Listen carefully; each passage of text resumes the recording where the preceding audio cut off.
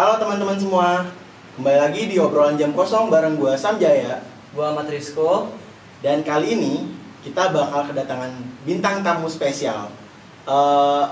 Bintang tamu kita kali ini merupakan mahasiswa aktif di perguruan tinggi swasta di daerah Jakarta Selatan. Dan dia ngambil jurusan yang menurut gua agak unik sih. Dan jarang banget cowok masuk ke situ gitu. Iya, pokoknya jarang orang tahu dah. Nah, jurusannya itu agroekoteknologi. Nah, apa itu agroekoteknologi? Kita bakal ngobrolin langsung di obrolan jam kosong hari ini. Kita sambut ini dia, bintang tamu kita, Ginanjar Prasetyo. Mas Gin. Waduh, Mas Gin. Sini. Woi. Simpel banget ya, hidup Anda simpel banget ya. Lo ngapa sih? Datang mulu. Ini dia, Ginanjar Prasetyo. Kabar, Jar? Alhamdulillah baik.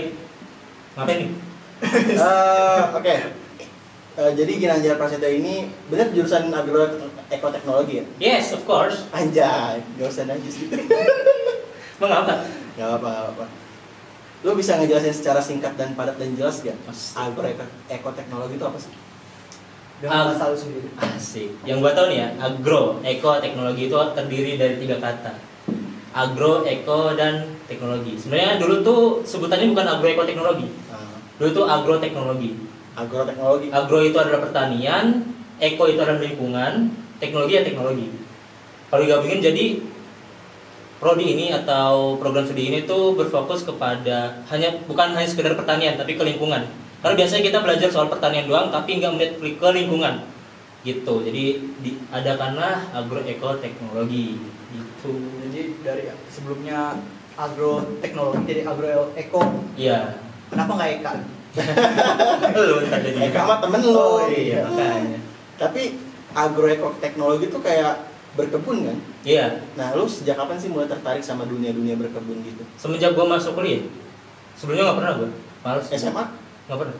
SMA normal? Normal, kayak orang-orang anak-anak biasa. Berarti keputusan lu buat ngambil masuk ke gue pengen ngambil jurusan agroekoteknologi nih, itu Iya. apa yang dorong lu Alasan apa? kepikiran tiba-tiba ke situ gitu? Apakah lu nonton sesuatu atau apa gitu? Dulu tuh gue sempat kena doktrin sama guru gue. Guru gue tuh mengatakan bahwa ada beberapa sektor, gue lupa. Yang pertama itu sektor pertanian, sama sektor apa lagi ya? Pendidikan. Itu harus dilihat, harus dipandang dengan sebenar-benarnya gitu. Kenapa? Karena kalau misalnya petani nggak ada, sekarang kan petani banyak kan tua ya. Iya. Maka dari itu dia bilang kalau misalnya petani terus-terusan orang tua bakal habis Indonesia gitu. Makanya harus benar-benar difokuskan lah gitu. Makanya dari situ gue jadi termotivasi dari doktrin beliau, karena beliau memang terkenal doktrinannya. Beliau tuh guru lu waktu SMA? Guru gue, Oh. guru budaya. Buat guru Ginanjar, Anda harus bangga karena murid Anda menuruti kemauan. Terdoktrin lah ya. Doktrin. Tapi jujur ya, gue juga kan baru pertama kali, maksudnya jarang gitu agroekoteknologi itu jarang terdengar dimanapun. Nah, ini setelah lu dari kampus nih agroekoteknologi, kan kerjanya gimana? Gue sih untuk saat ini nggak pernah mikirkan tentang kerja ya. Gue mikirin bagaimana gue bisa memajukan kampung gue sih. Karena kampung gue tuh pemudanya itu pada ke kota. Pemudanya selalu berpikiran kayak kalau gue lulus SMA ya gue kerja gitu loh di kota, entah itu kotanya di kampung itu, misalnya kampung gue kan di Jogja. Banyak mereka tuh kerjanya di Jogja, kalau enggak di Jakarta gitu loh. Merantau, emang bagus sih sebenarnya merantau itu buat melatih diri kita untuk keras akan kehidupan. Tapi di sisi lain, kalau misalnya semuanya pulang kampung, semuanya pergi ke kota gitu, aku pulang kampung ya. Semuanya pergi ke kota, bagaimana yang di kampung gitu loh? Tanah-tanah di sana ujung-ujungnya dijual, nggak bisa diolah jadi apa, kayak pertanian apa gitu. Karena paling banter itu di kampung gua singkong, kalau nggak tebu. Nah, kenapa nggak maksimalkan yang lainnya misalnya? Makanya gue pengen coba buat memanfaatkan ilmu yang gue dapat, misalnya hidroponik misalnya. Tahu kan hidroponik? Tahu nggak? Hidroponik itu kayak menanam tanpa tanah, pakai air gitu. Oh, nanam tanpa tanah? Tanpa tanah. Bisa lah. Pakai Gue baru tahu. Norak lu. Mana sih lu norak, lu dia aja nggak tahu. Lu tahu ya? Gue tahu tapi airnya doang. Iya. Pura-pura tahu. Makanya gue karena kan nilai hidroponik itu mahal tanamannya. Oh, tanamannya atau bikinnya? Kalau dijual, misalnya lu nanam nih Mm-mm. pakai teknik hidroponik, itu harganya akan lebih mahal daripada lu nanam pakai tanah biasa. Karena dia itu katanya itu lebih bervitamin. Kisarannya berapa tuh Daripada- kalau misalkan ada harga gitu? Kisarannya per gram itu berapa? Gue sih nggak hafal ya. Yang pasti lebih mahal, gue nggak hafal. Oh. Waktu itu sih pernah berapa satu ikat aja bisa dapat 20 segitu. 20 juta? Ribu satu ikatnya. Norak 20 lu. juta men. Gede banget deh. Enak banget ngomongnya. Tapi tadi menarik nih, tadi lu ngomong masalah Nggak sebanyak. kayak tanah lu di kampung gitu. Nah, ini kan menarik juga, saat ini juga Indonesia juga lagi marak-marak pembangunan nih, lahan-lahan kosong dimanfaatkan buat pembangunan kayak tol atau apapun. Nah, lahan buat lu nanam-nanam itu bakal berkurang gitu seiring berjalannya waktu. Menurut lu tanggapan lu bakal ngelakuin apa supaya ya apa ya? Yang kayak gitu-gitu tuh yang bangun tol dia tuh sadar kalau misalkan kayak bangun-bangun gitu tuh ya mungkin ada untungnya buat negara tapi malah menindas yang dibangun. Menurut lu itu Kalau gue sih fokusnya nggak terlalu tinggi ya. Fokus gue tuh lebih ke kampung gue dulu. Karena kalau misalnya gue punya nah kan siapa tahu lama-kelamaan kampung. Iya, gue tahu sih. digusur. Iya. Maksud gue tuh buset digusur kalau ngomong sembarangan kayak itu. Maksud gue ya sebenarnya impian tinggi itu ada sebenarnya, kayak pengen pertanian di Indonesia itu lebih maju gitu loh. Tapi fokus utama gue nanti ya gue pengen majuin kampung gue dulu gitu loh. Jangan sampai gue kacang lupa kulitnya. Oh. Jangan sampai gue kayak bertahan atau berusaha untuk memajukan Indonesia, tapi kampung gue terbengkalai. Karena banyak loh orang-orang kayak gitu, berusaha buat memajukan negara, tapi malah kampung yang dia diemin ya nggak maju-maju amat. Itu yang gue berusaha buat apa ya? Jangan egois lah. Istilahnya lu kalau misalnya memikirkan memajukan Indonesia mulu, tapi nggak memikirkan kampung halaman lu, egois banget kalau menurut gue. Siap. Jadi lu bakal mulai dari hal yang kecil dulu iya, ya. kecil. Gitu. Emang apa sih? Keren. Nggak Kita terlalu. baru nemu nih orang kayak gini ya kan.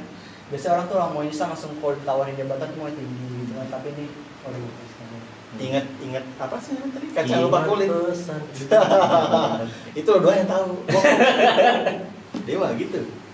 Tapi gua agak bingung sih sebenarnya. Kan Apa tuh?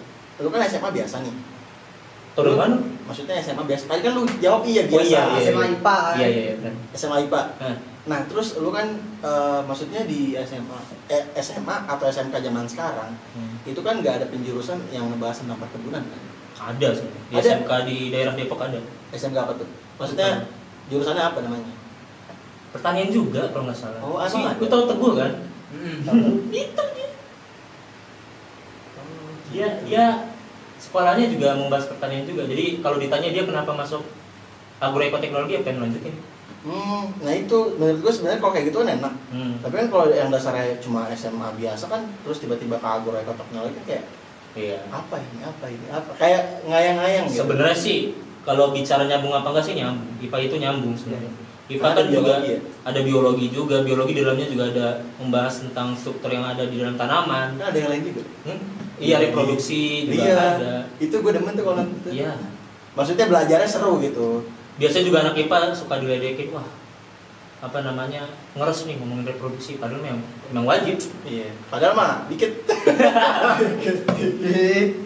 Tapi sesuai nggak sih ekspektasi lu ketika lu bisa baru lulus dari SMA nih kan waktu itu. Nah, lu kan masuk milih AET tuh agroteknologi. Sesuai nggak sih ekspektasi pas lu baru awal masuk ternyata belajar gini sama kenyataannya di kampus udah masuk. Itu gimana? Awalnya sih pas dulu pengen, gua milih dua sih. Waktu itu kan ada SNMPTN ya. Gue milih agribisnis sama agroekoteknologi gitu. Karena gue nggak tahu kan, belum tahu tuh bedanya agroekoteknologi sama agribisnis. Nah, akhirnya gue terpental sama negeri itu. 2 kali SBMPTN gue gagal.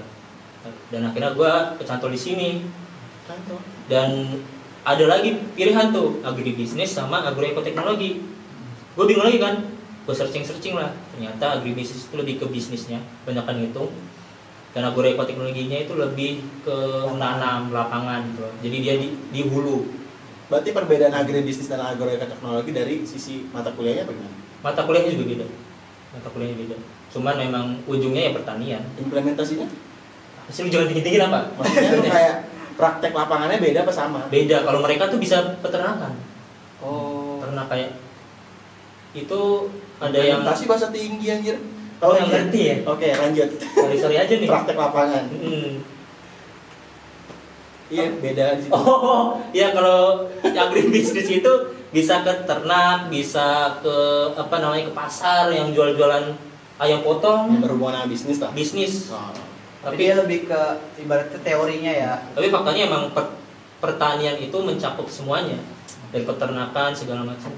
Iya kan? Jadi kalian saling melengkapi gitu ya. Jadi peternakan Bisa dibilang agribisnis lebih tinggi dong berarti. dalam hal Lebih luas lah bukan lebih. Iya, lebih luas, lebih tinggi. lebih luas dalam Kalau lu kan bisnis lebih, ya. kalau agro kan berarti lebih terfokus ke perkebunan kan? Hmm. Ah iya, bedanya di situ. Pernah sesekali praktek bareng sih. Seru gak? Mereka banyak yang nggak bisa. Tapi Siapa, wajar siapa? sih. Siapa? Jangan. Wajar emang apa ya bisa dibilang tuh mereka nggak punya lab. Lab untuk nanam. Ya segala macam. Lab kan banyak ini apa pengertiannya. Ada yang lab buat bikin ini, bikin itu. Oh, lab komputer. Ya mereka lebih ya Sebenarnya kalau mau fleksibel. mau mengerti benar-benar tanaman ya agroteknologi sih, karena kan dia turun langsung ke lapangan, dia tahu lah ini dasar-dasarnya gitu. Kalau agribisnis kan belum tahu gitu, belum ngeliat langsung, belum praktek langsung ya gimana gitu. Paling dia cuma teori doang ngebayangin gitu kan. Ya kayak gitu kurang lebih. Tapi ada nggak sih apa sosok yang di Indonesia nih yang lu idolain banget tentang kayak jurusan itu yang tumbuh-tumbuhan tanaman gitu. Yang berhubungan sama perkebunan lah. Yang gue idolakan. Jadi yang kayak misalkan gue pengen, mungkin dia pengusaha nih, yang tentang kebutuhan tanam tanaman gitu, ada nggak sih? Kalau gue sih nggak ada sih. Di Indonesia nggak ada. Nggak ada. Gue nggak pernah mengidolakan sesuatu sih sebenarnya. Apalagi pertanian, karena kan pertanian umumnya bisa semua orang, cuma kita aja nggak mau. Entah alasannya lahannya nggak ada, terus juga Atau dianggap remeh. iya. Sebenarnya mah lahan yang nggak ada juga sekarang banyak loh inovasi-inovasi baru yang bisa mengatasi lahan-lahan yang sempit. Cuma kita aja yang susah. Tapi nih kan mungkin kadang jurusan lu kan kadang dipandang sebelah mata lah ya. Kayak kamu nggak terkenal. Apa jadi bukan itu. Maksudnya kayak mungkin orang-orang belum tahu jurusan lu nanti mau kerja apa nih kan. Nih apalagi ntar buat mahasiswa-mahasiswa baru kan kayak lu nanti gue lulus jadi apa ya, kerja apa ya kan. Nah, lu ada tips-tips buat mereka nggak, atau pesan-pesan gitu. tips apa nih? Misalnya kayak ya udah lu masuk aja dulu, ntar lu kan bisa gini gitu. Ntar kerjanya bisa ini kok, bisa ini gitu. Supaya mereka tuh nggak merasa jurusan apa nih kayak gitu. Jadi mereka wah ini jurusan lebih open minded sama jurusan agroekoteknologi. Wah ini jurusan ternyata progres buat prospek depannya bagus ya. Sebenarnya sih untuk pekerjaan agroekoteknologi sih luas sebenarnya. Dari konsultan pertanian itu banyak banget yang apa namanya masuk ke dalam itu. Terus juga asisten perkebunan juga ada. Sebenarnya nantinya akan luas gitu loh. Pekerjaan yang bisa didapat dari orang-orang yang masuk ke pertanian lah sebutannya kayak gitu. Sebenarnya banyak. Dosen pun juga bisa gitu loh. Yang pasti kalau bisa jangan sampai pekerjaan itu jauh dari apa ya yang kita kuliah gitu. Kita pertanian tentunya jadi menteri misalnya. Pertanian. Kalau menteri pertanian oke lah. Tapi kalau misalnya jauh-jauh lagi jangan. Kalau bisa. Sebenarnya prospek kerjanya sih banyak kayak konsultan yang tadi, terus juga kerja di, kalian tahu ISWES nggak sih? ISWES kayak mereka tuh membuat benih, bukan membuat benih sih, memproduksi benih gitu loh. Jadi banyak benih-benih berkualitas dari mereka dan kita bisa bekerja di sana. Dan alhamdulillah kayaknya di kampus gua komunikasi kampus dengan ISWES tuh luar biasa. Jadi bisa kerja di sana dan masih banyak lagi. Jadi kita takut sebenarnya bukan karena takut bukan karena ternyata emang prospek depannya jelek, tapi karena kita sendiri nggak mau cari tahu tentang jurusan itu. Belum banyak ininya soalnya, belum terlalu kayak banyak contohnya kayak wah ini jurusan ini sukses nih gini. Kayaknya belum terlalu ya. Iyalah, apalagi kan orang tua maunya kita kalau nggak jadi dokter jadi PNS, Insinyur. insinyur juga. kita dari kecil juga udah diajarin kayak gitu, kamu kerja ya jadi Doktrin. jadi PNS, jadi apa pegawai bank. Tuh. Ngomongnya enak banget kita sehing- jalanin beban. Iya, sehingga nggak, kita tuh yang ngedengar nggak open minded gitu loh. Jadi kita benar-benar terpaku sama omongan orang-orang di luar sana. Padahal kalau misalnya kita mau benar-benar open minded, kita berani buat ngambil jurusan yang mereka anggap remeh. Banyak banget orang-orang kayak gitu, kayak ilmu komunikasi, ilmu seni budaya misalnya. Mereka banyak yang masuk sana di kafe untuk membuktikan bahwa mereka bisa berjuang, bisa sukses dengan apa yang mereka pilih. Hobi mereka lah ya. Hobi, karena kan hobi juga bisa menghasilkan. Betul. Oh ya, Ayo berantem sama gua. Lu nanya apa? gue nanya ini sih, pengen nanya kan apa agroekoteknologi ini suatu jurusan yang Yang haus. mengenai perkebunan gitu kan, Haus itu juga banget. berkaitan dengan kondisi alam gitu, entah itu hujan, panas gitu kan, Badai. nah, badai, angin topan ya kan, longsor, dan semuanya dah. Avatar. Itu vital banget kan, itu kan ibaratnya kalau benar-benar terjadi dan terus-terusan itu bakal kayak mengganggu banget aktivitas kayak gitu, berkebun gitu. Nah itu Apa? ada nggak sih kayak khususnya diri lu kayak nanti wah gua kerja di sini, gua pengen fokus ke sini, terus lu pikiran buat mengantisipasi hal-hal seperti kayak gitu supaya gua ruginya nggak besar, kalau ada rugi pun minimal gitu tapi nggak besar, gimana buat mengantisipasi kondisi-kondisi alam yang kita nggak juga gitu. Sebenarnya banyak sih, udah banyak banget inovasi-inovasi baru di dunia pertanian. Contohnya adalah greenhouse, itu yang di kampus kita ada tuh greenhouse namanya. Jadi di situ tuh rumah, tapi di samping kanan kirinya tuh jaring-jaring. Jadi membuat kondisi semaksimal mungkin untuk tanaman. Kalau misalnya kita nanam di lahan tanpa greenhouse, itu biasanya terkendala sama iklim sama cuaca. Nah kalau misalnya di greenhouse itu insya Allah nggak terpengaruh gitu loh, bisa terlindungi karena kan itu rumah dimana kita bisa menanam tanpa khawatir dengan cuaca di luar. Jadi di atasnya tuh ada atap gitu loh. Jadi nggak bisa nembus air ya? Iya, tapi Tapi bisa bukan menembus di cahaya. Oh bisa nembus cahaya? Iya kan, Oh. atapnya kan ini kayak rada-rada transparan gitu loh. Gue mikir atapnya kayak rumah. Jangan. Oh, jangan. Mati lah. Mati. Kenapa? Mati. Tanaman juga butuh ini kan sinar matahari. Iya makanya tadi kok greenhouse bagus. Oh jadi atapnya beda. Iya. Kecuali atasnya green screen. Greenhouse. Mau bikin konten green screen lah. Terus kalau di luar negeri itu ada namanya tuh rumah kaca gitu loh. Tapi kalau itu nggak sesuai sama kita sebenarnya. Karena kenapa tuh? Beda. Warna- Praktiknya itu ada beberapa orang yang berusaha membuat greenhouse dengan metode yang ada di luar, tapi nggak bisa karena memang iklimnya beda. Mereka tuh rumah kaca atau sebutannya? Rumah Cinderella. Bukan. Oh, bukan. Kaca kan? Iya, jadi mereka tuh berusaha bikin tanaman yang di dalamnya tuh hangat. Kan di sana kan dingin Oh, di luar. Oh iya. Untuk Ya, kehangatan. iya, kalau di sini kan kalau misalnya rumah kaca tambah itu panas. di dalamnya panas pengap. Karena kita nggak ada iklim untuk winter gitu, salju kan nggak Iya, ada kita. makanya itu kita nggak cocok sama itu kalau pakai Iya. rumah kaca. Makanya pakai greenhouse yang di kanan kirinya tuh pakai jaring-jaring itulah. Jadi inovasi yang dilakukan harus sesuai dengan tempatnya. Iya. Iya, jadi kalau misalnya kita pengen bikin suatu inovasi, kita tahu dulu nih lokasinya. Kalau misalnya kita udah tahu lokasinya, bikin praktik, tapi kita nggak bisa tuh naruh apa yang kita praktikan ke tempat lain, belum tentu bisa. Bisa aja disesuai. Bahkan satu daerah Indonesia, misalnya dari Bogor terus dicoba di Jakarta belum tentu cocok. Tuh. Karena Bogor suka hujan, Hmm. Jakarta belum tentu. Kalau di Jakarta suka bunyi. Jakarta Ya. suka banjir. Kalau bulan hujan Jakarta yang banjir. Tangkap dia. Mungkin itu aja untuk konten hari ini sesuai dengan pesan Mas Kim tadi. Untuk apa tadi pesannya? Jangan berusaha untuk memaksimalkan apa yang kita punya. Nah itu. Dan mengetahui batasan kemampuannya. Nah, kadang untuk melampaui batas kita harus berserah. Karena kan manusia terbatas, yang tidak terbatas itu kan Tuhan. Itu kata Mas Danang di podcast Viniar.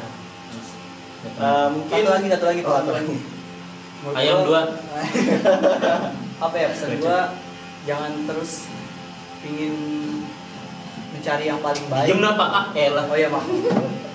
Jangan terus mencari hal yang paling baik, karena menurut gua apa ya, jika kau terus mencari yang paling baik, lu akan kehilangan yang terbaik. Asik. Karena yang sesungguhnya yang terbaik itu dibentuk, bukan dicari. Bucin. Gitu sih. Oke teman-teman, mungkin itu aja untuk konten hari ini dan sampai jumpa di obrolan jam kosong selanjutnya. Dah.